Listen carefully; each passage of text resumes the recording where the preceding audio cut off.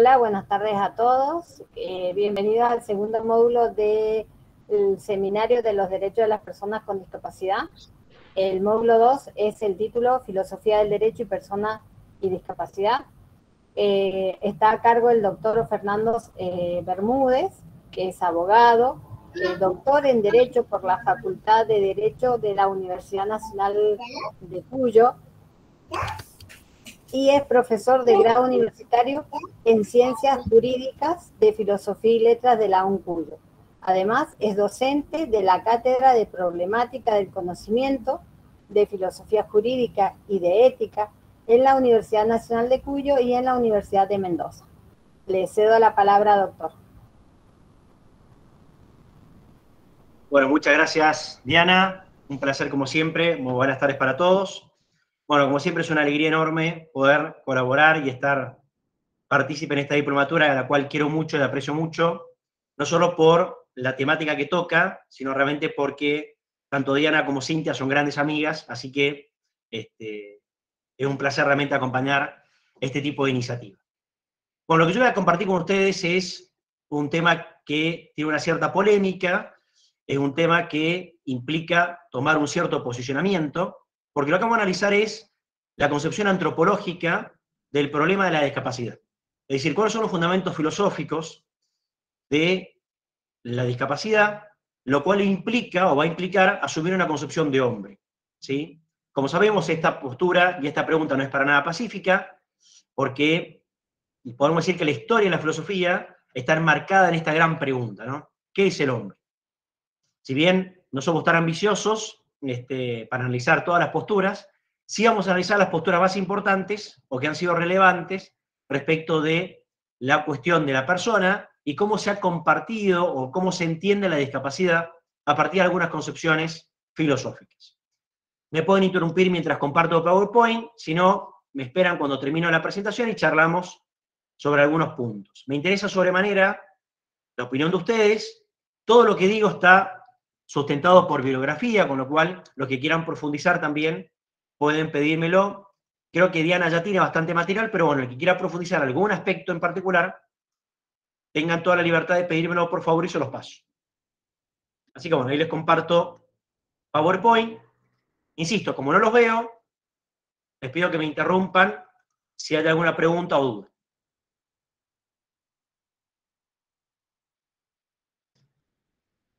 Ahí se está viendo, ¿no? Sí, profesor, se ve perfecto. Bueno, muy bien. Bueno, como decía anteriormente, entonces, vamos a tratar de analizar algunos aspectos biofilosóficos, que es un poco lo que yo me dedico, que es a la filosofía del jurídico, a la filosofía del derecho, sobre el concepto de persona humana. Todo esto para ver y tratar de comprender cuál es el alcance de la discapacidad y si por esta modalidad o por esta discapacidad que yo tengo, se puede cercenar o se puede descuidar mi concepción de persona y por ergo mi condición de sujeto de derecho. Es lo que vamos a tratar de reflexionar ahora. Ahora bien, antes de comenzar, me quiero presentar ya un poco más existencialmente, porque vamos a tratar de hablar de estos temas, ¿no? De quién soy, quién quiero ser y qué es lo que me define a mí como persona humana, ¿no? Bueno, acá, además de la presentación formal que hizo Diana, me presento de esta manera, ¿no? Bueno, soy Fernando Bermúdez, soy papá de 4 hijos, que ustedes ven ahí en la foto. María Bernardita, que tiene 16 años, Juan Ignacio, que tiene 13, Pedro, que tiene 11, y la artista de la casa, que es Pilar, que tiene 7 años. Además, tenemos un par de perros, que es el oso, Sirius, y Manchita, digamos que ya falleció, pero bueno, la quería poner en la foto para explicar un poquito. Estoy casado con Mariela, por más de 15 años, y también pongo esta foto porque de lo que voy a hablar no es solamente un tema jurídico, sino que es un tema del cual no estoy ajeno, sino que he tenido la oportunidad de acompañar a mi señora, tanto como novio como esposo, durante más de 20 años, en esto que ella hace, que es ser terapeuta de discapacitados.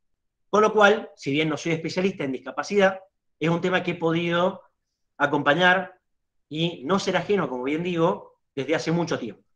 Hoy por hoy mi señora trabaja en la escuela Cano, acá tengo de Cruz, con chicos con discapacidad física o motora, con lo cual la pongo adrede porque no voy a hablar solo de la teoría, sino que es un tema que me involucra desde el punto de vista marital también. Así que por eso lo pongo. Bien. Como dijimos anteriormente, vamos a tocar el tema del hombre. Ahora bien, el tema del hombre es muy importante por un montón de situaciones, pero yo acá he rescatado dos grandes principios. El tema del hombre nos puede servir primero como principio regulador del derecho. Está claro que el derecho no existe por sí mismo, sino porque por causa del hombre existe el derecho. Con lo cual, efectivamente, vemos que el tema antropológico, el tema del hombre, va a ser un tema muy importante porque va a ser fundamento del derecho. Ahora bien, en segundo lugar, también el tema del hombre es importante porque va a mostrar una de las ciertas constantes del derecho. Es decir, aquellas cosas que permanecen a lo largo del ordenamiento jurídico y a lo largo de la historia del derecho, que es justamente la concepción del hombre, la concepción de humanidad. Entonces acá podemos decir que tenemos los dos grandes principios que nos van a acompañar. Ahora bien, cuando analizamos el tema del hombre, yo lo puedo analizar de diferentes lugares y diferentes puntos de vista. A punto tal de que cuando se analiza este tema, desde el bioderecho, desde la bioética o desde lo biopolítico, se analiza siempre el derecho en su dimensión biológica, psicológica, óntica, filosófica o ética y jurídica política. Es decir, son los famosos estatutos que van marcando un poco esta dimensión integral del hombre y todas las concepciones que podemos acompañarlas. Nosotros vamos a tratar de analizar fundamentalmente esta perspectiva desde lo óntico antropológico, y la pregunta que vamos a tratar de definir es tratar qué es lo que define a un ser humano, a tal punto de ver si una cierta discapacidad, una cierta modalidad, tanto física como intelectual, me puede desconocer o puede cercenar mi condición de sujeto de derecho y mi condición de persona humana. Entonces vamos a ver diferentes concepciones y hasta qué punto esta discapacidad vulnera o desconoce, o al contrario, incrementa mi condición de ser humano. Es lo que vamos a tratar de ver ahora. Ahora bien, como yo dije al principio, estamos frente a una concepción que no es para nada pacífica, sino que tiene diferentes propuestas. Yo acá he seleccionado las que tenemos, tres de las posturas más vigentes o más actuales. Cada uno de ustedes va a optar por la que reúna más condiciones. Yo, por una cuestión de honestidad intelectual, les voy a decir cuál es la que adhiero, o cuál es la que considero que le da mayor respuesta o mayor integridad a esta pregunta de qué es persona humana. ¿Sí? Entonces vamos a ver las posturas utilitaristas, las posturas consensualistas y las posturas llamadas realistas u ontológicas. ¿Sí? Insisto, cada uno va a poder optar o considerar cuál es la que reúne más elementos racionales para que uno adhiera, y después charlamos, si quieren, sobre las diferentes posturas. Entonces acá surge la primera pregunta, ¿no? Cuando hablamos de persona humana, estamos hablando de un presupuesto ontológico, un presupuesto funcional o un presupuesto utilitario. Entonces, lo que yo les voy a invitar hoy es analizar estas tres grandes posturas. Yo voy a desarrollar la que considero más integral o la que responde de la mejor manera a la discapacidad. No tienen por qué pensar como yo, sino solamente yo voy a poner todas las posturas y voy a adherir a la que considero que es la más integral. Así que empecemos por la primera, teorías utilitaristas. Ahora bien, todos sabemos qué es la visión utilitarista, ¿no? Esto viene de la filosofía utilitaria.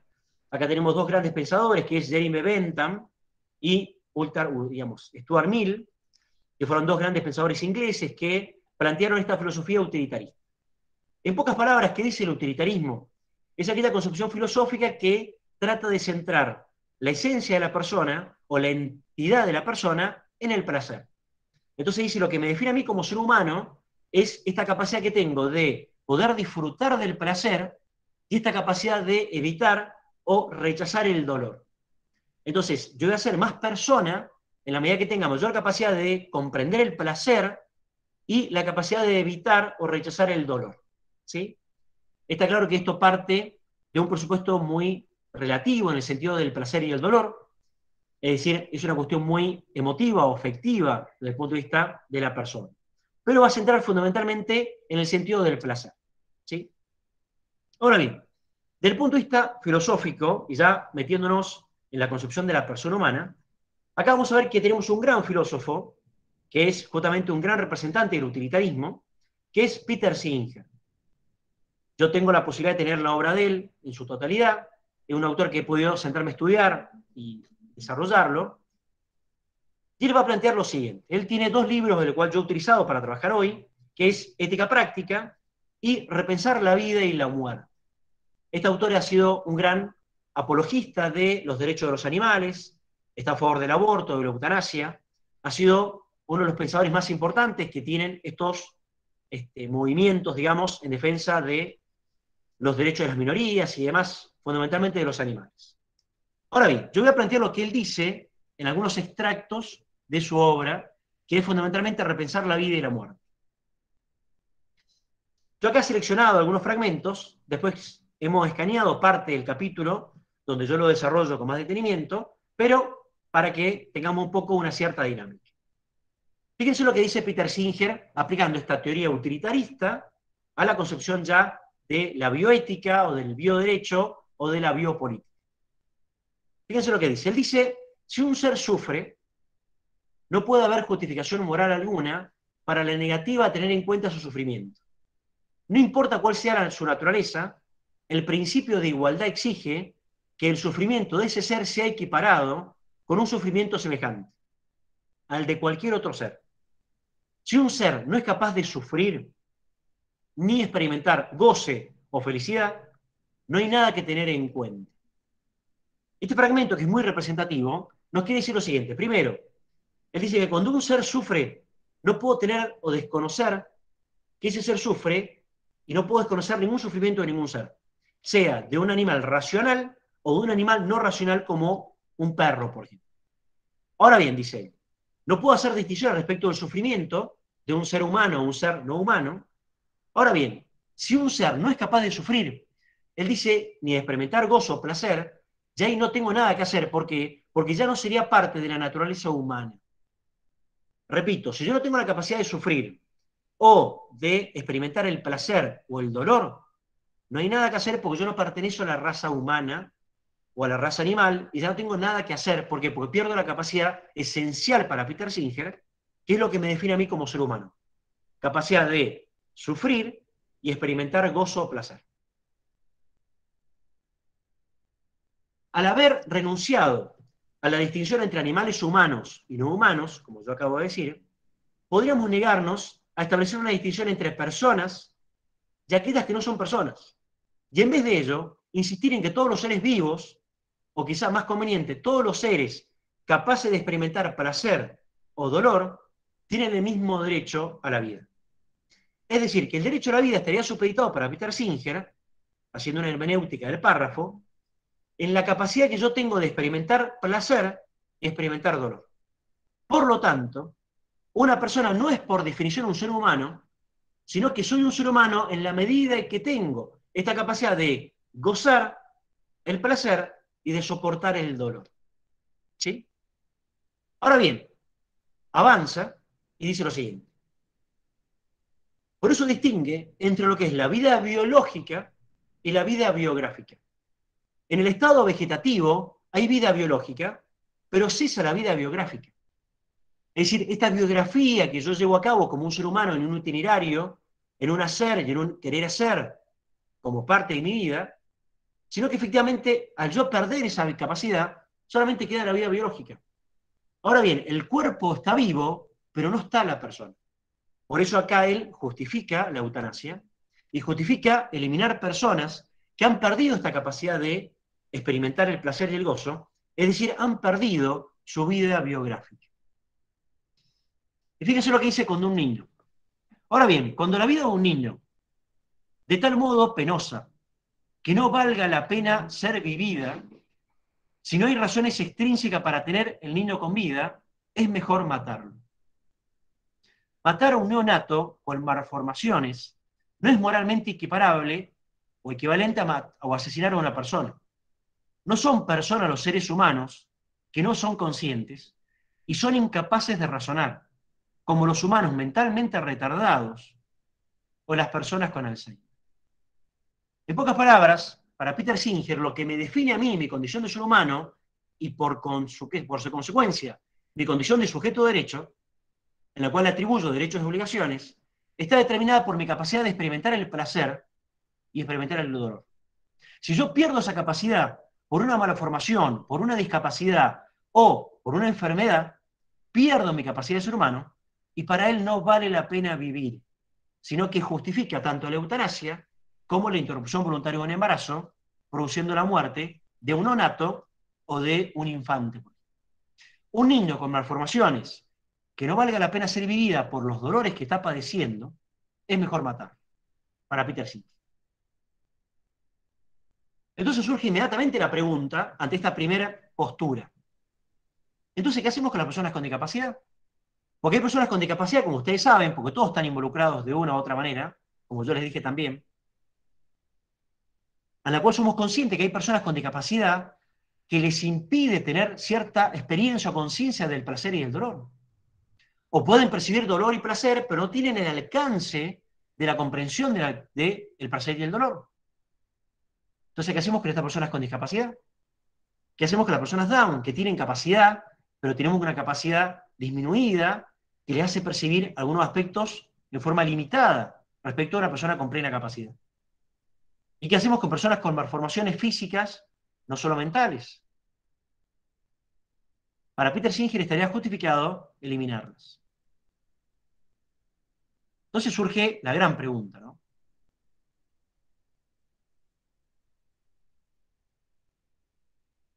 Y las personas con Alzheimer, no sé si han tenido la posibilidad de estar con algún familiar o pariente. Yo sí, tuve a mi suegro con mucho tiempo con Alzheimer, y efectivamente es muy doloroso. Y es verdad que pierden esa situación espacio-temporal que los hace efectivamente estar en otro lugar, en otro mundo, digamos. Ahora bien, ¿pierdo mi condición de ser humano por justamente perder esta conciencia de placer y de dolor? ¿O en realidad sigo siendo ser humano independientemente de esta modalidad, de esta discapacidad o de esta patología o enfermedad? Dejo preguntas, ¿no? Y las personas por nacer, que todavía no tienen desarrollado, está claro, ni la capacidad racional, ni la capacidad cerebral, con lo cual no tienen, ni tienen la posibilidad de experimentar placer y dolor. También estaría justificado eliminarlas. ¿Sí? Bien. Dejo entonces planteada la postura utilitarista, después charlaremos si quieren sobre eso. Vamos con la segunda teoría. Teoría consecuencialista o consensualista respecto del consenso. Ahora bien, ¿qué va a plantear esta postura? Esta postura dice, miren, ante la pregunta de qué es persona humana, o cuál es, ante la pregunta, aquellos elementos o características que me dan el rasgo de humanidad y de humanidad, ellos dicen que en realidad no es algo a priori, no es algo que esté establecido en la naturaleza, sino que es algo que tenemos que determinar por medio del consenso. Entonces, mi condición de persona estaría en función del consenso, ya sea político, normativo, legislativo, judicial. Entonces, no sería algo que el Estado o la norma reconoce, sino que es algo que el Estado y la ley crea. Con lo cual, mi condición de sujeto de derecho y mi condición de persona humana estaría supeditado al consenso en un momento de un gobierno determinado, determine lo que es persona. ¿Sí? Acá tenemos a dos grandes autores. Hay uno en particular que me gusta mucho, que es este. Los dos en realidad me gustan mucho, porque son dos grandes filósofos del derecho, por más que no compartan mucho de su postura, que es John Rawls, profesor de la Universidad de Harvard en Estados Unidos, ya fallecido lamentablemente. Él escribió dos libros muy importantes, que es Teoría de la Justicia y Liberalismo Político. Ahora bien, fíjense cuando él plantea este problema, el liberalismo político, fíjense lo que dice. Él dice, la concepción de persona se desprende del modo en que la cultura política pública de una sociedad democrática consigue a los ciudadanos. Algo que se plasma en sus textos políticos fundamentales, constituciones, declaraciones de derechos humanos, y en la tradición histórica de interpretación de esos textos. Quiero subrayar, dice él, que la concepción de persona como libre e igual es una concepción normativa. Es construida por el pensamiento y la práctica moral y política. Es decir, mi condición de sujeto de derecho, mi condición de persona humana, no es algo preestablecido, un a priori, algo que ya debo reconocer como Estado, sino que es algo que debo construir como Estado. Entonces, acá inmediatamente surgen varias preguntas, ¿no? ¿Qué pasa cuando tengo un gobierno de turno que tiene una determinada concepción política, que tiene una determinada concepción antropológica, y con lo cual ese Estado puede considerar que hay personas que no son personas y empieza a establecer distinciones arbitrarias. Entonces acá surge una gran pregunta, ¿no? Uno puede decir, no, pero estamos en un sistema democrático, con lo cual es saludable que yo plantee consensos. Ahora bien, ¿tengo que plantear consenso de todos? ¿O en toda democracia hay cosas que son innegociables? Derechos humanos, dignidad humana, cosificación, persona humana. Dejo también preguntas planteadas, ¿no? Otro autor que está también dentro de esta corriente es Ronald Dworkin. Ronald Dworkin, bueno, profesor también de Harvard y de Oxford, escribió varios libros, y él también tiene esta impronta de que en realidad la condición de persona no está determinada a priori, sino determinada normativamente. Yo acá he seleccionado también una parte de un texto de él, y fíjense lo que dice. Debemos ser especialmente cuidadosos con las afirmaciones, muy ambiguas, de que la vida humana empieza con la concepción y de que el feto es una persona desde ese momento. Cuando alguien hace una u otras afirmaciones, no podemos decir si pretende hacer una afirmación de carácter derivado, el feto ya tiene intereses y derechos propios, o una afirmación de carácter autónomo. Desde el momento de la concepción, el feto encarna una forma de vida autónoma, humana, que es sagrada. Porque esto es una afirmación que implica que el feto ya tenga intereses propios. Entonces, fíjense, dice, una cosa es afirmar un hecho biológico, pero otra cosa es darle esa atribución normativa de que hay persona humana, que hay intereses, que hay derechos y que hay un estatus ontológico. Entonces dice, no, esa parte es una cuestión normativa, es una cuestión que tenemos que construir en una sociedad democrática. ¿Sí? Entonces acá surgen las preguntas y siguen habiendo preguntas, ¿no? ¿Qué pasa con las personas de color? ¿Con personas con determinada religión, con determinada nacionalidad? La historia nos ha mostrado, y en esto es maestra, de que ha habido, gracias a justamente estas distinciones normativas, personas de primera o de segunda categoría. Uno podría analizar, por ejemplo, lo que ha sido todo el racismo norteamericano, en el cual, como ustedes saben, había un principio de igualdad, pero un principio de diferencia, al punto tal de que la segregación fue terrible. O por hoy sigue todavía habiendo segregaciones. Y ni hablar cuando ha habido distinciones por religión. Podríamos poner el ejemplo nacionalsocialista, Segunda Guerra Mundial, lo que fue el genocidio nazi, por ejemplo, donde por el solo hecho de ser judío ya me desconocían mi condición de persona y me suprimían todo tipo de los derechos, ni hablar del derecho a la vida. ¿Y qué pasa con las nacionalidades también? Cuando sabemos prácticamente que hay nacionalidades que implican a veces una cierta segunda categoría, ¿no? También acá pongo el ejemplo de los migrantes, refugiados, asilados. Hoy por hoy, muchos estados no reconocen la condición de sujeto de derecho a personas que vienen de otros países. Ahora bien, el Estado puede regular, eso sí, puede regular, pero no puede imponer atribuciones que sean arbitrarias.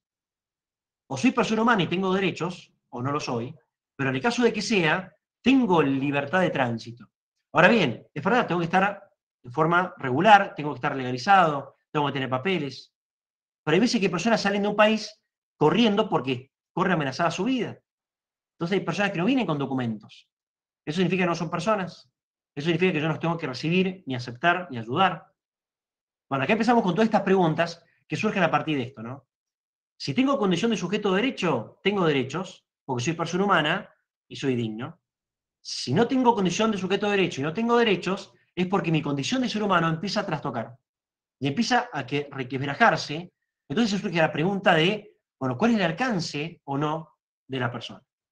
¿Sí? Ni hablar de algunos estados, por ejemplo, la mayoría de edad. Hay estados hoy por hoy que promueven la eutanasia. ¿Pero por qué promueven la eutanasia? Y porque consideran que la persona mayor de edad ya cumplió una función, ya cumplió parte de lo que debe. Fíjense que hoy por hoy es un problema las personas mayores de edad, porque cada vez tienen mayor cantidad de años y los estados tienen que afrontar mayores jubilaciones. Con lo cual es un problema, porque antes yo tenía 10 años para aportar una jubilación. Hoy por hoy tengo que aportar a veces 20 años a un jubilado. Bueno, hoy por hoy hay estados que promueven la eutanasia para esto. ¿Sí? Entonces volvemos a lo mismo. Entonces, ¿las personas mayores de edad no tienen la condición de persona? ¿No son sujetos de derechos? ¿O son sujetos de derecho de segunda categoría, de tercera categoría, de cuarta?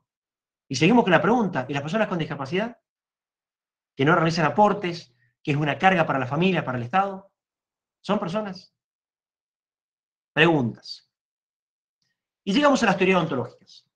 Las teorías ontológicas es a la cual yo adhiero, me anticipo, insisto, no tienen por qué usted adherirlas, pero creo que es la que mayor integridad le ha dado a estas respuestas. Uno podría concederle algo, en mi caso personal, a la postura consensualista, sí, porque hay cosas que efectivamente yo tengo que poner en consenso en un sistema democrático. Está bien, pero creo que hay cosas que son grandes presupuestos, grandes principios, que sería muy peligroso ponerlos a discutir. Entonces, por eso considero que esta postura, voy a tratar de justificarla, da un poco más una respuesta integral al tema. ¿Sí? Primero, la postura ontológica ¿de qué parte? Primero, que no es una elaboración arbitraria de nadie, sino que parte de un dato de la realidad. Y este dato de la realidad es muy interesante porque yo veo que en la realidad, por más que haya personas discapacitadas, yo soy consciente de que esa persona, por más que tenga una discapacidad física o mental, no deja de ser persona. Entonces parte de un dato de la realidad, que estoy frente a sujetos de derecho, a personas humanas. Y surge la otra pregunta, que muestra esto, ¿hasta qué punto una cierta modalidad, un cierto accidente, una cierta enfermedad puede trastocar esto?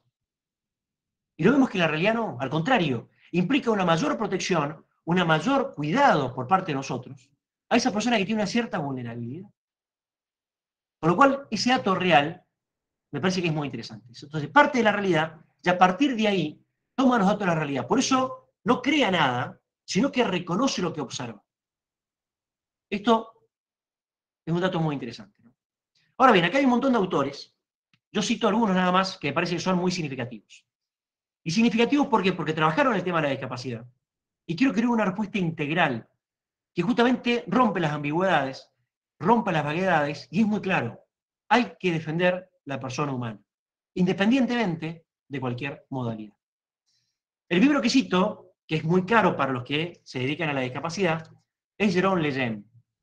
Este médico, premio Nobel de Medicina, que fue el que descubrió el cromosoma, por el cual explica parte de las personas con síndrome de Down. Esta persona realmente fue increíble, todo su labor médico, el aporte fue significativo. Escribió ¿Qué es un embrión humano? Y avances médicos sobre el síndrome Down. Fíjense lo que él dice porque tiene cosas muy interesantes, ¿no?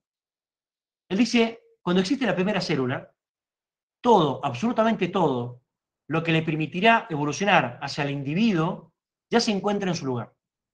Cuando un espermatozoide fecunda un óvulo, produce la célula más especializada del mundo.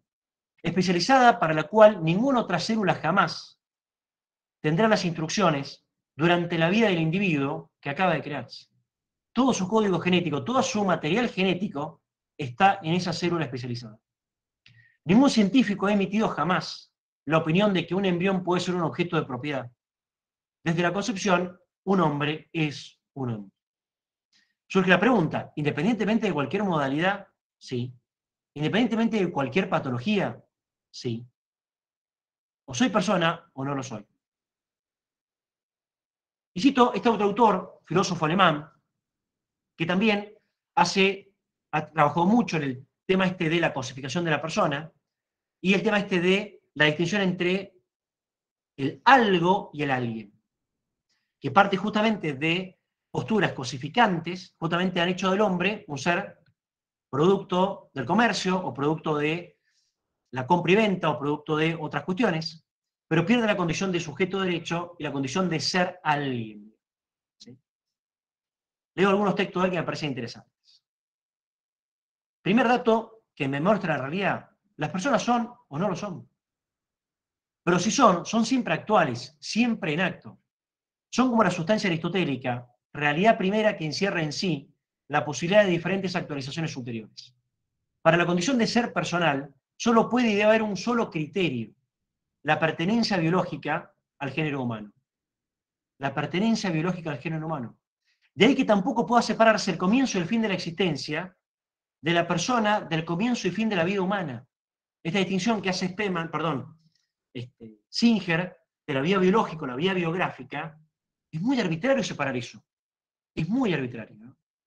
Si existe alguien, existe desde que existe un organismo humano individual y seguirá existiendo mientras el organismo esté vivo. Cuando muera, deja de estar. pero mientras tanto sigue siendo una persona humana. El ser de la persona es la vida del hombre.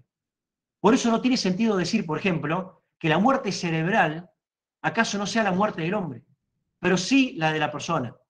Pues la persona es el hombre y no la cualidad de hombre. Por eso no puede la persona morir antes que el hombre. De ahí que sean competentes en el problema del comienzo y fin de la persona, aquellos que son competentes en el problema del comienzo y el fin biológicos de la vida humana. ¿Sí? Bueno, acá vemos una contracara de lo que decía Peter Singer. Bueno, muy bien. Ahora bien, te que plantear las tres posturas. Enseguida, si quieren, las charlamos en detenimiento. Ahora bien, yo voy a tratar de desarrollar la que considero, en lo personal, para ofrecérselas a ustedes, a ver si efectivamente lo pueden ver o no, pero la que comparte un poco más la visión integral y la que tiene una mayor visión de la discapacidad. Por eso vamos a tratar de plantear la concepción de hombre y voy a tratar de plantearlo desde la concepción del viejo Aristóteles, que creo que él planteó un coprincipio que creo que está resuelto el problema de la discapacidad. Con lo cual no tiene que haber ambigüedades cuando yo analizo el tema de la discapacidad. Entonces vamos a tratar de analizar esto. Cuando yo analizo el tema del hombre, y cuando tengo frente a mí el tema de la discapacidad, aparece inmediatamente la pregunta que es esta. ¿Qué es lo que cambia y qué es lo que permanece en el hombre? ¿O qué es aquello que puede cambiar en el hombre, que pueda poner en duda mi condición? O si en realidad hay cosas que cambian en el hombre y que no ponen en duda para nada mi condición de persona humana. Es decir, ¿qué cambio permiten que yo deje de ser persona y qué cambios hacen que por más que cambie, sigo siendo persona humana? ¿Sí? Ahora bien, esta discusión es una discusión muy filosófica, histórica, por eso recuerdo esta parte. Esta discusión ya la tomaron dos viejos filósofos presocráticos en la época de la cosmología de la filosofía, que eran los filósofos que trataban de explicar de qué estaba compuesto el universo, ya que había los cuatro elementos que ellos trataban de explicar. Y acá aparecen dos grandes filósofos, ¿no? Heráclito, el filósofo del devenir, y Parménides, el filósofo de la estabilidad o de lo estático. ¿Qué decía Heráclito? Miren, Heráclito decía, en realidad todo lo que observamos cambia, con lo cual nada permanece. Si yo observo al hombre, veo que el hombre crece, se desarrolla, tiene enfermedades y termina muriendo. Es decir, que ese hombre que yo observé cuando tenía 15 años no es el mismo hombre que observé a los 40, a los 60 o a los 70. Por lo tanto, todo cambia, nada permanece. Ahora bien, Parménides va a decir, no, pará. Es verdad, si yo observo al hombre, veo que hay cosas que cambian, pero veo también cosas que permanecen. Porque justamente para que se produzca ese cambio, tiene que haber algo permanente en el hombre. Por lo tanto, lo que cambia es totalmente relativo o totalmente engañoso. Por lo tanto, ¿por qué? Porque sigue siendo hombre. Entonces dice Parménides, no, en realidad nada cambia, sino que todo permanece.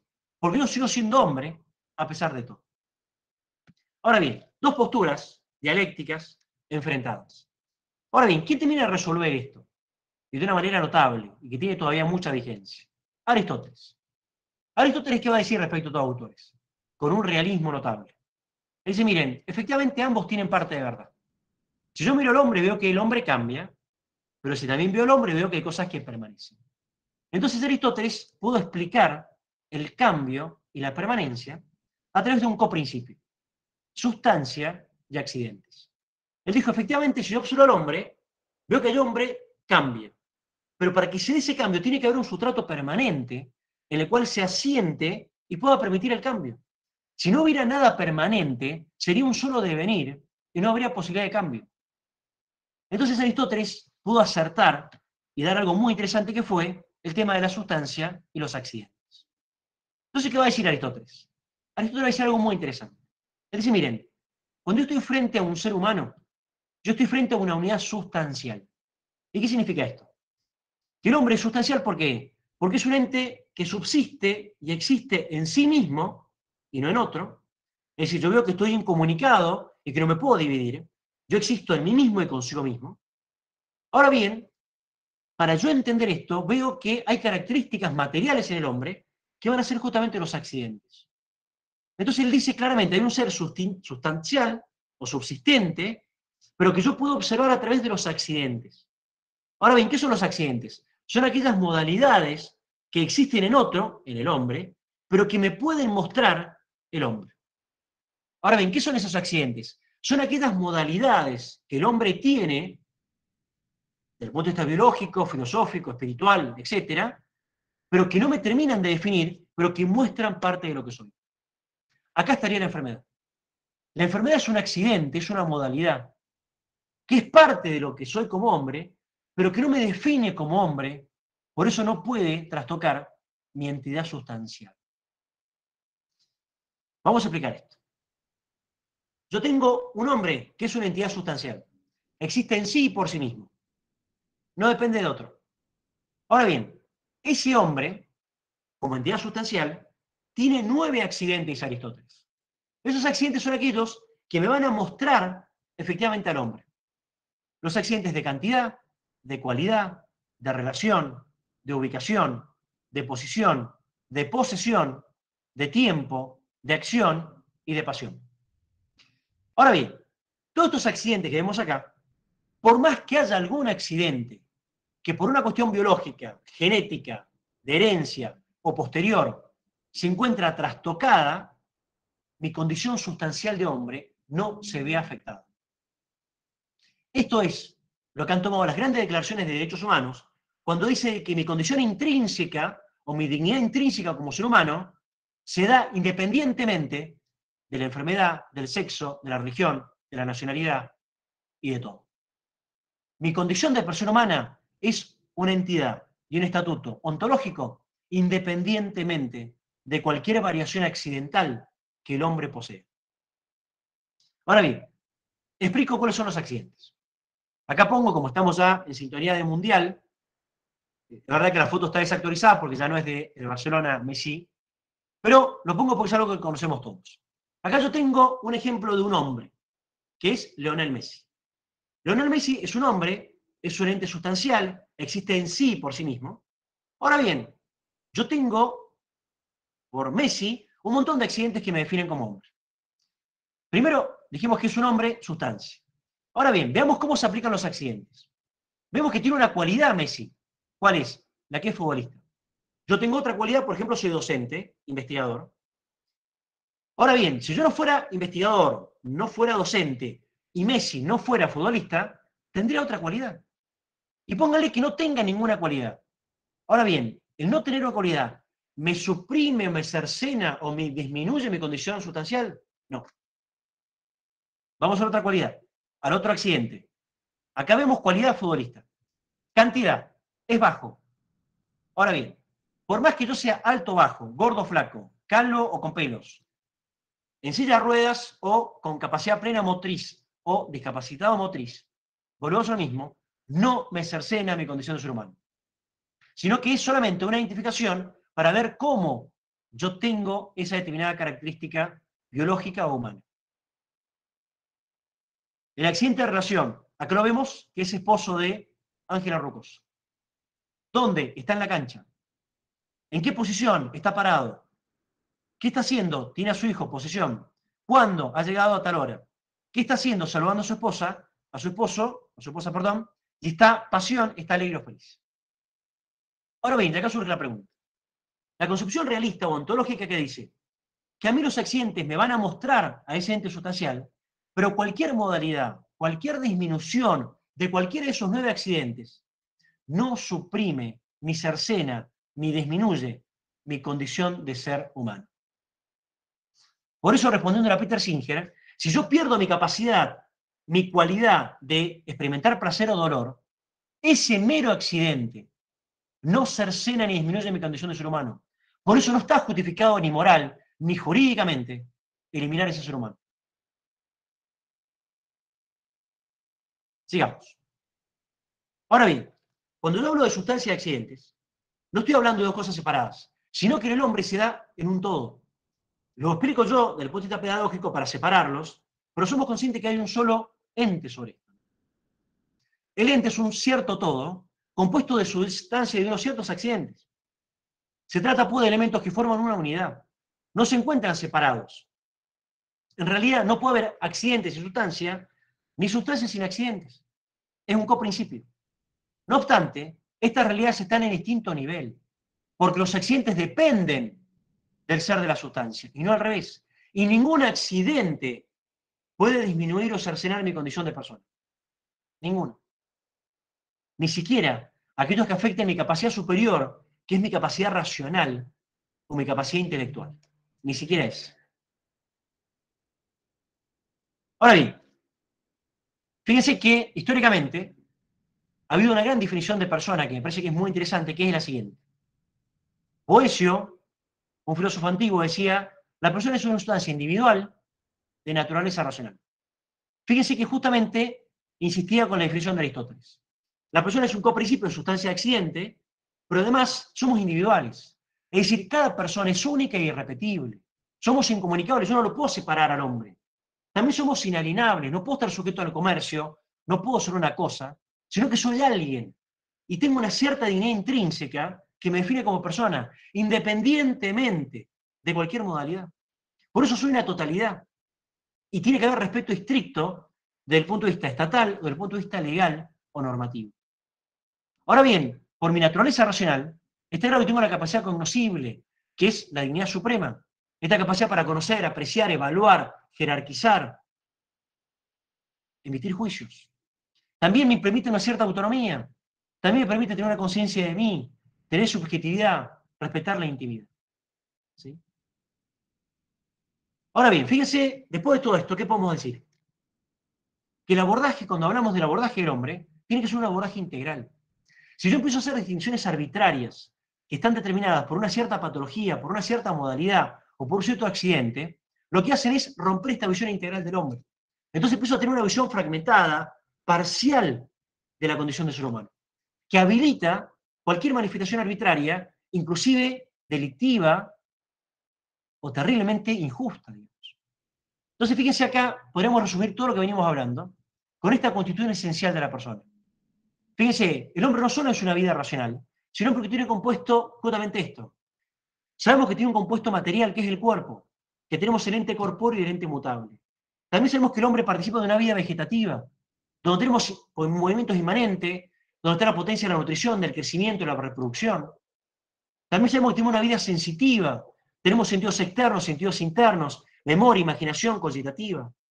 Y también sabemos que tenemos una vida superior, que es la vida de la inteligencia, de la voluntad, que nos permite pensar, comprender, evaluar, cometer acciones buenas, malas, etc. ¿Sí? Bien. Ahora bien, fíjense todo lo que vengo diciendo, no es una cuestión tampoco que ha sido desconocido normativamente. Fíjense, toda esta evolución que venimos hablando ha sido receptada por nuestro Código Civil, que podemos decir que es la norma que regula justamente los principales derechos civiles. Fíjense lo que dice el artículo 19. Comienzo de la existencia. La existencia de la persona humana comienza con la concepción. Artículo 51. Inviolabilidad de la persona humana. La persona humana es inviolable y en cualquier circunstancia tiene derecho al reconocimiento y al respeto de su dignidad.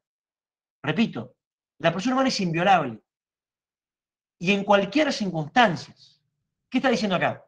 Que en cualquier circunstancia, independientemente de cualquier modalidad, de cualquier accidente, yo no estoy supeditado a determinadas circunstancias o a determinadas modalidades. Que sí estaría supeditada, por ejemplo, a una relación jurídica, una compra-venta. Yo puedo supeditar un negocio jurídico a una condición de plazo de tiempo. Ahora bien, mi condición de persona humana no la puedo supeditar ni estar sujeta a condición. Fíjense de vuelta el código. Es inviolable y en cualquier circunstancia. En cualquiera. Sano, enfermo, discapacitado, no discapacitado, menor, grande, mayor, adolescente, anciano. No importa. Tiene el mismo derecho al reconocimiento y el mismo respeto a la dignidad. Fíjense lo que dice el artículo 52. Afectaciones a la dignidad. La persona humana lesionada en su intimidad, personal o familiar, honra o reputación, imagen o identidad, o de cualquier modo resulte menoscabada en su dignidad personal, puede reclamar la prevención y reparación de daños sufridos, conforme a lo dispuesto del libro tercero, título quinto, capítulo 1, responsabilidad civil. La persona humana lesionada en cualquier aspecto, o de cualquier modo que menoscabe su dignidad, puede reclamar daños y perjuicios. Fíjense cómo el código, todo lo que venimos planteando, lo respeta. Y lo regula, no creando nada, sino reconociendo mi condición de persona humana y el reconocimiento que tiene como consecuencia el respeto de mi dignidad personal. ¿Sí? Está bueno. Artículo 57. Prácticas prohibidas. Está prohibida toda práctica destinada a producir una alteración genética del embrión que se transmita a su descendencia. Fíjense que el código va más allá inclusive y respeta cualquier manipulación genética, cualquier alteración que se dé del embrión hasta que se transmita, que pueda transmitirse por a su descendencia. Fíjense hasta qué punto el código respeta lo que venimos hablando. ¿Sí? Ahora bien, ya para ir cerrando, ustedes me preguntarán, ¿a qué responde todo esto, no?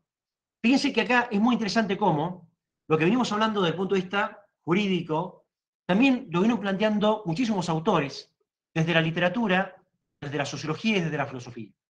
Es decir, este avance tecnológico, esta, digamos, revolución tecnológica, puso en vela a muchos autores que empezaron a ver con peligro esto y empezaron a decir que si no se regulaba, íbamos a empezar a cosificar al ser humano. Acá tenemos, por ejemplo, a Lewis, un escritor inglés, que hablaba, por ejemplo, de la abolición del hombre. ¿Sí? Estaba claro que él veía con una clara preocupación esto y planteaba una propuesta en correlato, digamos, que era volver a la dignidad de la persona. Otro autor también que se da cuenta rápidamente de esto, ¿no? Va a ser Erich Fromm, este discípulo de Freud, por ejemplo, en este libro Tener o Ser. Él justamente ve una realidad que lo avasalla y empieza a comprender claramente esto, es decir, cuidado con empezar a ver al hombre o definir al hombre por lo que tiene y no por lo que es, por las modalidades, por los accidentes y no por lo que él auténticamente representa en su ser entitativo. Fíjense lo que dice, se paró una sola frase, ¿no? Si yo soy lo que tengo, y si lo que tengo se pierde, entonces ¿quién soy? Él responde nadie, sino un testimonio frustrado, contradictorio, patético, de una falsa manera de vivir. ¿Cómo puedo perder lo que tengo necesariamente en forma constante pero poco a todo? Por ello estoy continuamente preocupado y sufro como una hipocondria crónica en relación no solo con la pérdida de la salud, sino con cualquier otra pérdida de lo que tengo. Me vuelvo desconfiado, duro, suspicaz, solitario, impulsado por la necesidad de tener más para estar mejor protegido. Volvemos a lo mismo. Yo no me defino por mi modalidad y tampoco me defino por lo que tengo. Porque si justamente me defino por la modalidad o me defino por lo que tengo, cuando pierdo esa modalidad, discapacidad, o cuando pierdo lo que tengo, un bien material, dejo de ser. Entonces, no puedo dejar de ser por lo que tengo o por la modalidad que represento. Otro autor muy interesante que también se los recomiendo, Zygmunt Bauman, tiene un montón de libros, él utiliza un poco la categoría de la modernidad líquida, ¿no? Fíjense lo que dice acá en Amor Líquido, me parece muy interesante, ¿no? Al principio, ¿no? Fíjense lo que dice. Dice, este libro procura desentrañar, registrar y entender esa extraña fragilidad de los vínculos humanos, el sentimiento de inseguridad que esa fragilidad inspira y los deseos conflictivos que ese sentimiento despierta, provocando el impulso de estrechar los lazos, pero manteniéndolos al mismo tiempo flojos para poder desanudarnos. Y entonces, si usted quiere relacionarse, será mejor que se mantenga a distancia. Si quiere que su relación sea plena, no se comprometa ni exija compromiso. Mantenga todas las puertas abiertas permanentemente. ¿Sí? Un poco lo que él critica es esta sociedad que se ha diluido justamente en las cuestiones permanentes. Entonces, al diluirse la sociedad, empieza a establecer distinciones arbitrarias. Por eso esta pérdida de vínculos, esta pérdida de relaciones, él lo ve como un problema humano, ¿no? Me parece también muy interesante. Fíjense otro autor también, que lo vio también, George Orwell, ¿no? Este autor que escribe en la plena Guerra Fría, en 1984, digamos. Este Estado que vigila, el gran hermano que controla todo, y que justamente marca y justamente genera un montón de situaciones arbitrarias, ¿no? Este Ministerio de la Felicidad, por ejemplo, o el Ministerio de la Verdad. El Estado me dice lo que es correcto, lo que es verdadero, el Estado me dice lo que es la felicidad. Este paternalismo, digamos, que Orwell lo ve con unos ojos realmente increíbles y que justamente es parte de lo que venimos hablando, ¿no? Donde en definitiva lo que pierde es el hombre y se convierte la cosificación en algo permanente. Bueno, otro autor que también lo deben conocer, Adolfo Huxley, este libro que es Un Mundo Feliz y que después escribió Una Nueva Visita al Mundo Feliz, donde primero que se anticipa temas como la fecundación asistida, la manipulación genética, es impresionante, ¿no? Porque él lo escribe mucho antes de que pase todo esto, ¿no? Pero él justamente muestra y se preocupa nuevamente por esto, ¿no? El tema de que el hombre se convierte en cosa y pasa a ser producto del comercio y se convierte en una cosificación. Con lo cual también lo ponía como ejemplo, ¿no? Otro autor que también me parece interesantísimo, que también ha sido muy crítico de todo esto, ¿no? Gilles Lipovetsky. Fíjense este libro que es La Era del Vacío, no me acuerdo si puse alguna frase de él, ¿no? Fíjense que también es muy interesante porque él va a criticar justamente todo lo que venimos hablando, ¿no? Esta era del vacío hace que el hombre ya pierda las referencias. Entonces él dice, ya hemos perdido los universales, ¿no? Este autor es muy kantiano, entonces él dice, claro, ese imperativo categórico que veíamos en Kant, por ejemplo, los universales o los grandes imperativos han desaparecido. Ya no tengo grandes imperativos, sino que todo es parte del comercio, todo es negociable, todo es consensuable. Entonces las grandes categorías, persona humana, dignidad, respeto, intimidad, libertad, y están en juego, ¿no? Entonces es impresionante porque él lo analiza, en el libro también se lo recomiendo para que lo analicen. Bueno, y por último, les quiero poner como para compartir con ustedes, y bueno, y después quiero charlarlo a ver qué les pareció, este autor que me parece muy interesante, ¿no? Que tiene una infinidad de obras, que es Jan McEwan. Puede ser que lo hayan leído, si no se los recomiendo. Yo acá seleccioné 3 obras de él que están vinculados con temas de salud y temas de persona humana, ¿no? Primero, La Ley del Menor. La Ley del Menor es una obra realmente hermosísima. Él cuenta la historia de una jueza británica del máximo tribunal de Londres, del Tribunal Superior de Londres, que justamente tiene competencia en familia.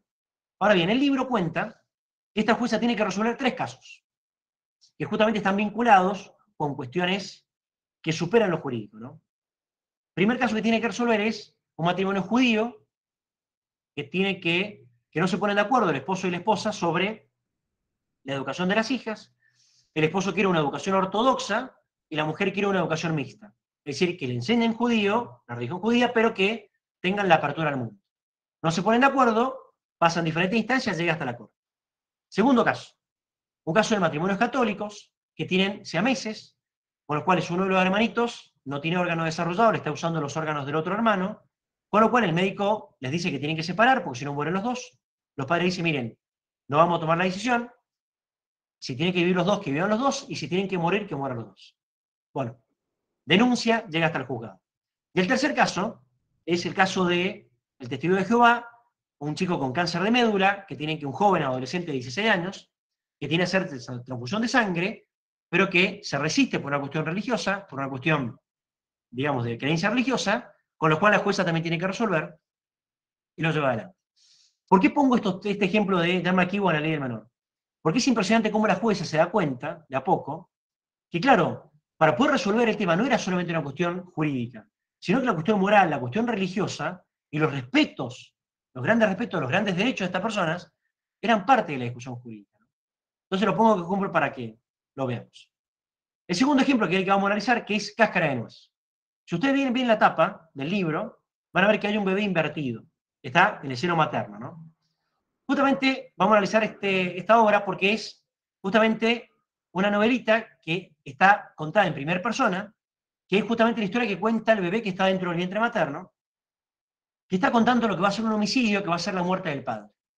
Entonces, primero que es muy interesante la parte narrativa porque es que un bebé cuenta una historia de lo que percibe en el seno materno, ¿no? Pero ya vamos a ver la profundidad del autor, ¿no? Y por último, Ámsterdam, que es la historia de una mujer que poco cuenta la historia de 4 enamorados que tuvo en su vida, y ella está a punto de morir y se plantea el problema de la eutanasia, ¿sí? Pero es interesantísimo porque muestra cómo la actitud que tiene ella frente a la eutanasia y la actitud que van a tener los 4 enamorados, que fueron 4 parejas que ella tuvo a lo largo de su vida. Bueno, me voy a tener solamente la Cáscara de Nuez. Voy a leer un fragmento para que vean hasta qué punto todo lo que venimos viendo también se ve reflejado en la literatura, ¿no? Corroborando un poco lo que venimos diciendo, ¿no? Así empieza este librito Cáscara de Nuez. Así que aquí estoy, cabeza abajo dentro de una mujer. Aguardo con brazos pacientemente cruzados, aguardo y me pregunto dentro de quién estoy. ¿Qué hago aquí? Me considero inocente, exonerado de lealtades y obligaciones, un espíritu libre a pesar de mi exiguo habitáculo.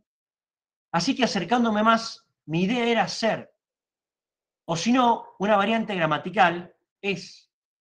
Este fue mi primer concepto primogenio. Ya está la cuestión central. Es. ¿Se acuerdan? Ya vimos a Aristóteles que era la condición ontológica del ser, independientemente de cualquier modalidad. La cuestión principal es nada más. El comienzo de la vida consciente era el fin de la ilusión de no ser y la erupción de la realidad. El triunfo del realismo sobre la magia, del es sobre el parece.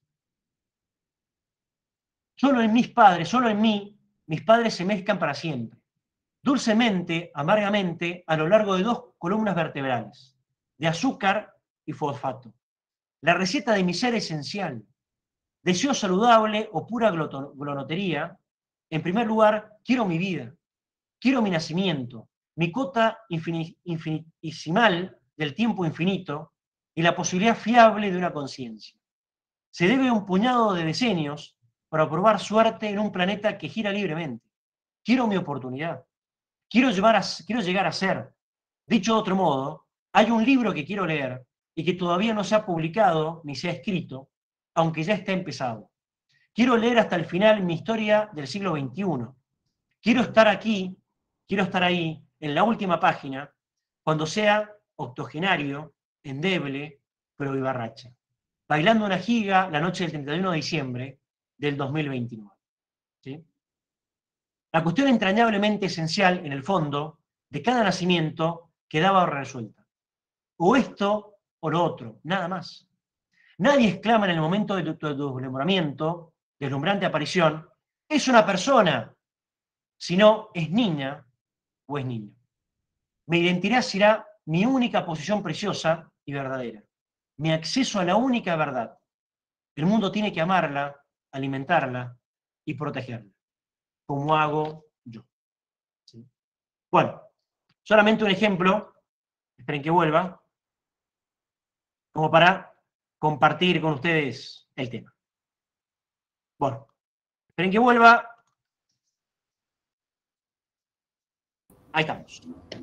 Bueno, estimados, si pueden prender la cámara. Ahora sí, me gustaría escucharlo a ustedes. Preguntas, dudas, comentarios. ¿Se ha quedado dudas o preguntas sobre el tema? Si se ha entendido.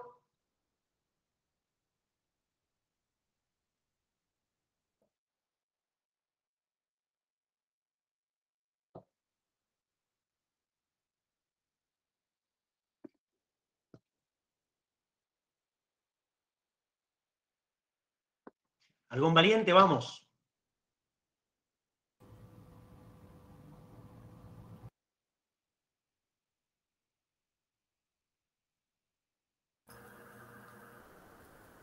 Hola, buenas tardes. Mi nombre es Alejandro Molina. Hola, Alejandro. Hola, buenas tardes a todos. Sí, muy bien. La verdad que una concepción bastante... Me ha llevado a pensar de una manera más profunda y a reflexionar. Creo que las cosas, tanto desde lo filosófico, desde lo social, desde lo jurídico también, están todo relacionado, ¿no? Porque por ahí con las decisiones que se toman con respecto al tema de discapacidad o la mención o el nombre, como veíamos en el primer módulo, tiene que ver mucho con la concepción que nosotros tenemos del ser humano, con ese principio de utilidad, si es útil o no es útil, o si molesta o produce.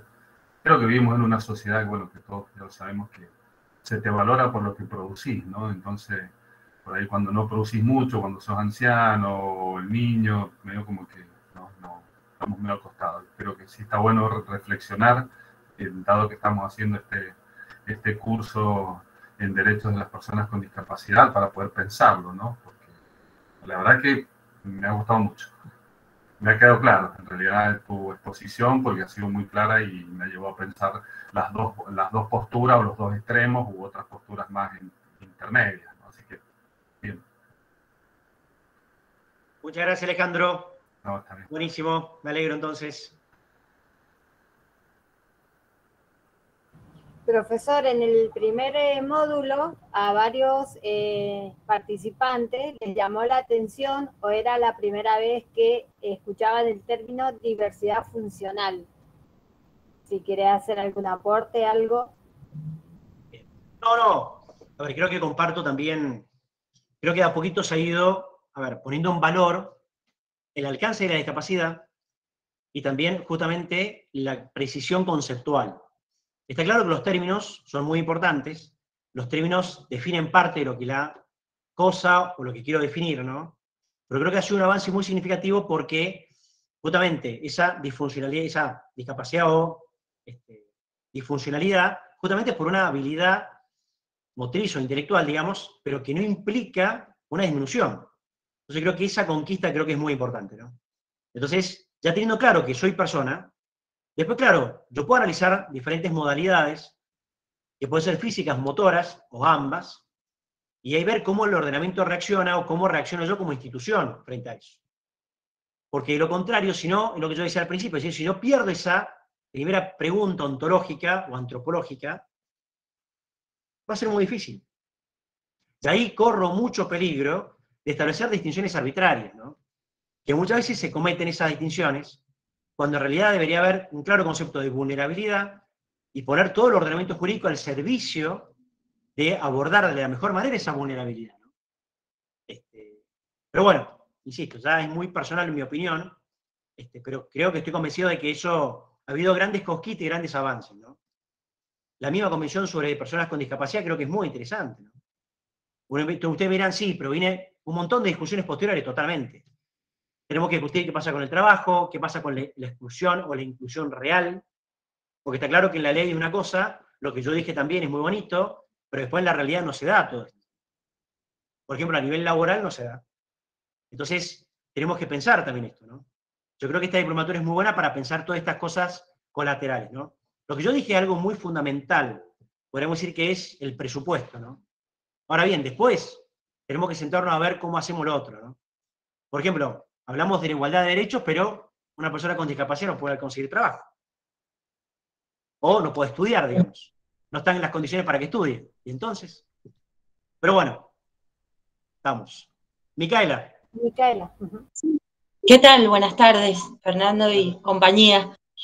Bueno, yo quería hacer un aporte porque siempre me enriquece un montón la clase, ha sido bastante claro en esto de exponer las diferentes posturas, ¿no?, que hay, y que un poco también lo relaciono con el módulo anterior cuando hablamos de los paradigmas y cómo nos posicionamos frente a tal o cual concepto y cómo eso determina también nuestra intervención y nuestro acompañamiento. Y cuando estudiamos en los diferentes paradigmas en el módulo anterior, y ahora me pasa un poco lo mismo con los diferentes conceptos o conceptualización de personas según cada criterio, ¿no? Y pienso que esto todavía, incluso en simultáneo, ¿no?, cómo se relaciona uno con lo otro, esto coexiste y hace que la sociedad sea tan complejo, unificar un criterio que pueda ser integral, que pueda permitir que se respeten realmente los derechos de las personas con discapacidad, porque la concepción justamente de persona es heterogénea en función de dónde me posiciono, ¿no? De hecho, que creo que si estamos todos en este curso podemos compartir algunos criterios, pero eso en lo empírico, en lo concreto, en la realidad pragmática, ¿no? No se lleva del todo a cabo, y por eso la lucha constante de tener que ir detrás de uno o cual, luchando por un tal o cual derecho, ¿no? Así que, bueno, me quedo con esa... Perdón que justo la de mi perro. Me quedo con esa, complejidad de la realidad social en cuanto a incluso a la concepción, ¿no? Buenísimo, Micaela. Sí, totalmente de acuerdo. Una cosa lo que dice la norma, una cosa lo que dice el pensamiento, digamos, pero bueno, en la praxis, en el día a día, digamos, nos falta todavía muchísimo recorrido, ¿no? Esto es una realidad. Pero gracias por el aporte, muy bueno.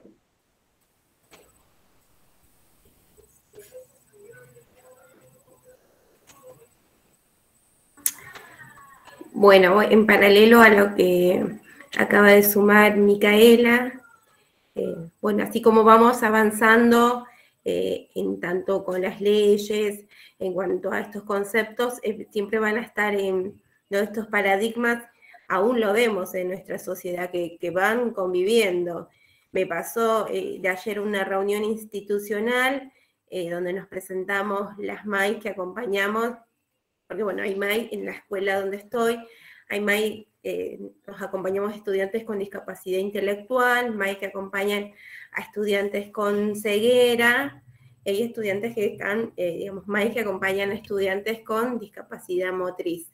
Entonces las cosas que se escuchaban en esa reunión era para decirte como que retrocedemos mucho para atrás, pero al mismo tiempo tenemos todo un marco teórico, tenemos leyes, así como vamos avanzando en lo tecnológico también, que se escucha en el cotidiano, de que, bueno, te haces, cuando estás embarazada, te haces unos análisis, unos chequeos médicos, que son unas ecografías, no sé, de 3D, resulta que, bueno, y eso también se escucha en otros países, que en determinadas semanas se hace una ecografía y sabe que ese niño o niña por nacer tiene una malformación, deciden no tenerlo, ¿no? Y nos preguntamos, y leí información esto al respecto, de que, bueno, ¿por qué en el primer mundo hay menos personas con discapacidad?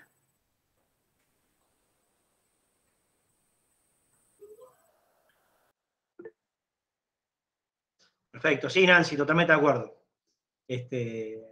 A ver, está clarísimo, como decís vos, que en la praxis, en el día a día, cuesta un montón, ¿no? Yo en época cuando ejercí la profesión de abogado, hacía justamente derecho de minoridad y tuve algunos casos de personas con discapacidad, ¿no? Y me acuerdo que mi lucha era con las obras sociales. Era terrible, o sea, y lo que me llamaba la atención era la pérdida de razonabilidad o de racionalidad de la obra social, ¿no? Es decir, por ejemplo, suspendían el transporte escolar de una persona con problemas motrices. No tenés que decir, escúchame, es decir, que vos le suspenda el transporte escolar al padre, no es que el padre lo puede subir al auto y llevarlo, o pedir un taxifleo, no, o sea, si vos le suprimís el transporte, le estás suprimiendo, deja de trabajar, se le complica familiarmente, o sea, le partís en toda la familia. Entonces me acuerdo que lo que me llamaba la atención a decir era esta falta de humanidad y la falta de criterios, ¿no? Hasta el punto de que tuve que presentar un par de amparos para que me pudieran habilitar un montón de situaciones, pero eran cuestiones hasta menores. Por ejemplo, suprimir el transporte público. Ni hablar el transporte que no le pagaban cada 6 meses, o sea, siempre era un problema. Ahí me di cuenta realmente ejemplos de dignidad humana de transportistas que hacían un año que no cobraban y que eran conscientes que si suprimían el viaje, le destruían el hábitat familiar, digamos. O sea, vi realmente ejemplos de nobleza, realmente de gratitud, de generosidad increíble y otras cosas que eran increíbles de miseria, ¿no? Comparto con Nancy, con vos, cada caso particular debe ser, de hecho ustedes deben tener infinidad de ejemplos, ¿no? Pero me acuerdo que con las obras sociales yo tuve el gran problema. Tuve problemas con el ANSES, por el tema también de las asignaciones por discapacidad, y con las obras sociales. Bueno, a nosotros que ayer la reunión precisamente nos presentamos ante la institución y comentamos nuestro trabajo en corresponsabilidad con equipo directivo, todo el plantel docente, y bueno, surge de esto, a ver, yo tengo, ¿no? Esto salió, tengo que adecuar las actividades para un ciego, un discapacitado, porque no se van a la escuela especial. Entonces todo esto se escucha a diario y bueno, no, a mí no me prepararon, o sea, yo no soy docente de educación especial. Bueno, y nosotras somos 8 docentes para toda la ciudad de Puerto Madryn en el turno de la tarde, con lo que implica eso. Estamos pero desbordadas porque no llegamos, y es de público conocimiento cómo está la educación en la provincia de Chubut. No crean cargos, así que bueno. Claro. Me imagino, Nancy, terrible. Levantó la mano María Susana y después sigue Romina.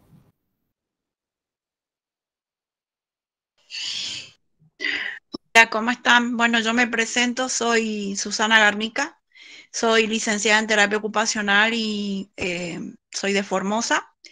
Me desempeño como parte del equipo técnico de un taller protegido especial para el empleo. Y bueno, también soy profe en la Universidad Nacional de Formosa. Estoy a cargo de la práctica de integración y formación laboral. Y la verdad que estaba muy interesada en esta diplomatura por la relación, ¿no es cierto?, de discapacidad y leyes, y es cierto que tenemos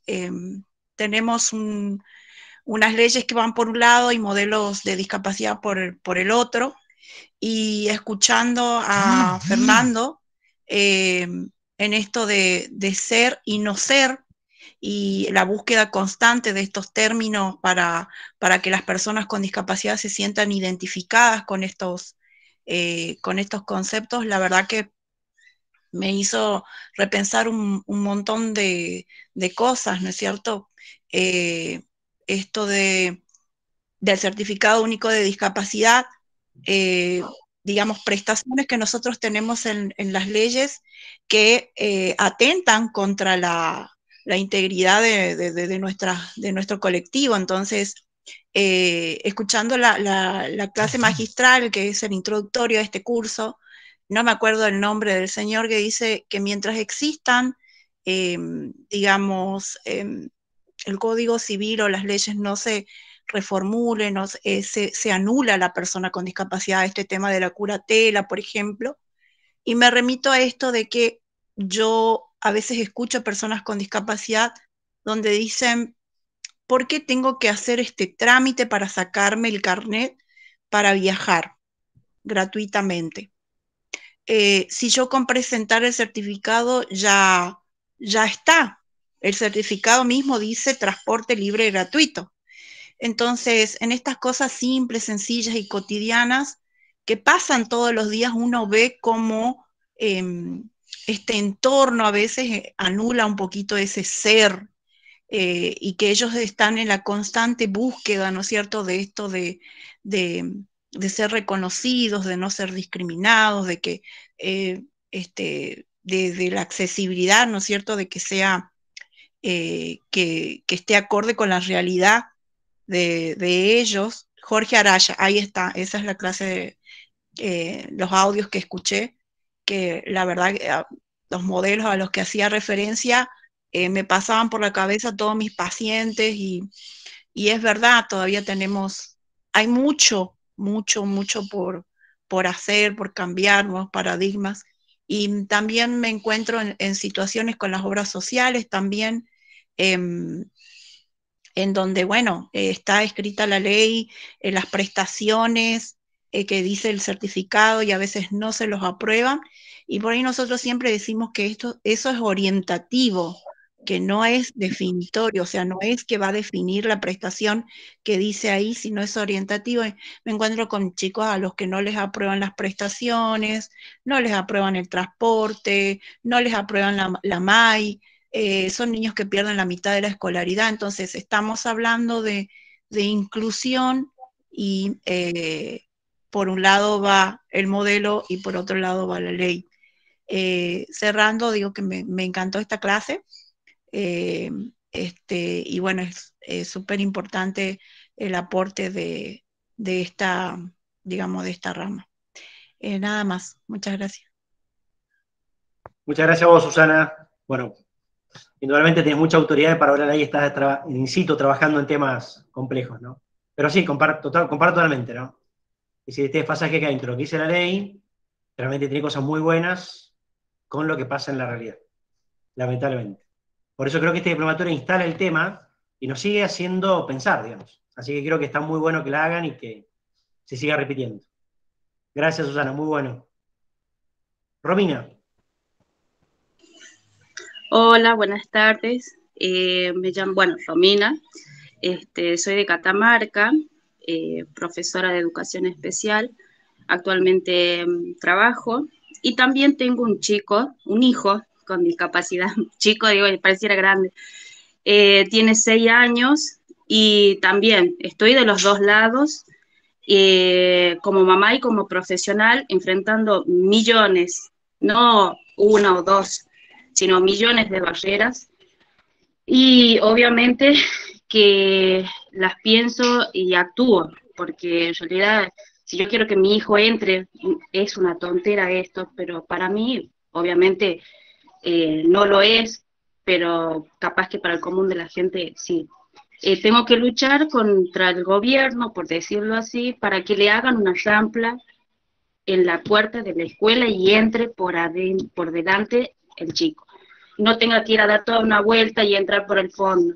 La obra social lo mismo, el colectivo lo mismo, que socialmente uno puede decir, bueno, pero ¿cómo lo integramos a los chicos? Bueno, pero estas son las cosas tan pequeñas que hacen a la inclusión de un ser como es mi hijo.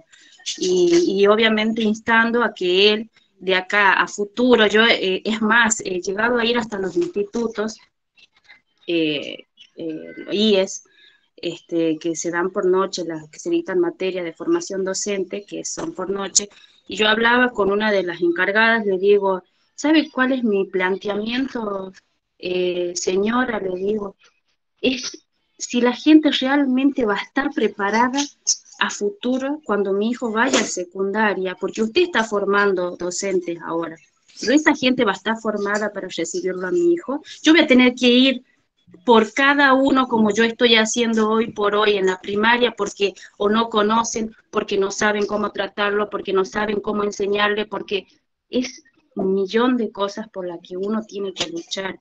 Entonces yo digo, bueno, pensaba y digo, bueno, está bien, la gente no tiene el problema de que yo haya tenido un hijo con discapacidad, pero digo, de pronto, me podrían hacer un poquito más fácil la vida en algo tan simple como es caminar por una vereda con el coche, porque él tiene un coche ortopédico, y yo lo llevo y lo traigo caminando en el coche, ¿no? Porque me dificulta tanto ir en colectivo, bueno. Y yo digo, por Dios y la Virgen, tener que alegrarme un día porque me hayan arreglado la vereda. Y yo no lo pedí, estaba en obra justamente esa parte y la pusieron bien. Yo digo, no puedo creer que yo me tenga que poner contenta por esto, en vez de ponerme contenta porque me compré un par de zapatos, una remera. No, me pongo contenta porque mi hijo está teniendo la oportunidad de poder transitar por la calle. Son cosas, como decían las chicas, como decía Fernando, cosas que hacen y que llevan a replanteártelas como ser humano. O sea, donde realmente uno puede decir, bueno, a ver, ¿qué hago para que esta persona pueda ser parte de este mundo? Pero realmente lo sea, no a medias, como lo es en muchos ámbitos de la vida. La verdad que me encanta el seminario, estoy muy contenta de haberlo hecho, leo los materiales, estoy aprendiendo bastante, porque todo es un aprender de todos los días, todo el tiempo, uno aprende constantemente. Haga silencio un ratito, ya termino. Y también me estoy formando, estoy haciendo la licenciatura, o sea, trato de estar siempre un paso más adelante para que mi hijo tenga esa oportunidad. Y yo lo único que pienso es en esa gente que no tiene la misma oportunidad de haber sido estudiada, o de pronto decir, bueno, tengo 2 pesos, me lo llevo a otro lado a hacerlo atender al chico, mi obra social, porque no tienen las herramientas para enfrentar todas estas cosas. Y la ley no, si bien existe, pero no lo ampara. Acá en Catamarca actualmente hay un grupo de papás que están haciendo, que se llama la agrupación se llama Amparo, nació así, con este nombre, y están por presentar un amparo a la obra social porque ya sea oxígenos, ya sean camas que necesitan los chicos, ya sea sillas de rueda o lo que sea, tanto la maestra integradora, que tanto le van a tardar los pagos. Primero tiene que salir una resolución para poder juntar a otros papeles. Es una barbaridad y una locura, que hasta eso ya la chica que lo atiende a mi hijo ya se cansó. Me dijo, y me gustaría que me pague por adelantado, porque la verdad que esperar tanto tiempo. Y son tantas cosas que yo como mamá, yo la verdad que ya estoy quedando pelada prácticamente de tantas cosas que con las que tengo que luchar. Y yo digo, por Dios y la Virgen, la gente que no tiene esta posibilidad de ir al frente, de ir, pelearla. Un día me tuve que caminar como 5 kilómetros más o menos de donde está el lugar donde van a hacer las rampas. La gente que trabaja para hacer las rampas estaba, y tuve que caminar un montón. Llego así a la señora y me dice, ay, sí, porque el ingeniero no está, pero sí está, tenemos conocimiento de la escuela, y de esto estamos hablando de hace un mes ya, de que inicie el trámite. Yo tenía que iniciar la escuela, pero yo digo, hasta que la escuela vaya, hasta que la... No, yo voy a ir a preguntar, ¿por qué voy a esperar? Y esto es lo que nos hace falta, que la gente motive a otras personas a hacer cosas, contar historias, contar las posibilidades que uno puede llegar a tener dando las herramientas que realmente necesitan los chicos. La verdad que encantada con el seminario, y bueno, espero que sirva de algo mi aporte, y bueno, cualquier cosa, estoy acá. Gracias, buenas tardes. Excelente, Romina. Bueno, has dado un testimonio de vida, así que impresionante, ¿no? Sí, realmente habría que estar en tu lugar para ver lo que se siente, porque uno lo ve desde afuera muchas veces, así que primero felicitarte realmente por todo lo que estás haciendo y desearte ánimo, porque me imagino que estás luchando con muchas instituciones todo el tiempo, ¿no? Así que, pero bueno, espero que sirva la diplomatura para darte un poco más de insumos en esta lucha del día a día, ¿no? Así que ánimo, ánimo para seguir adelante. Bueno, vamos a dar por terminada la clase de hoy, los vamos a liberar. Voy a detener la grabación.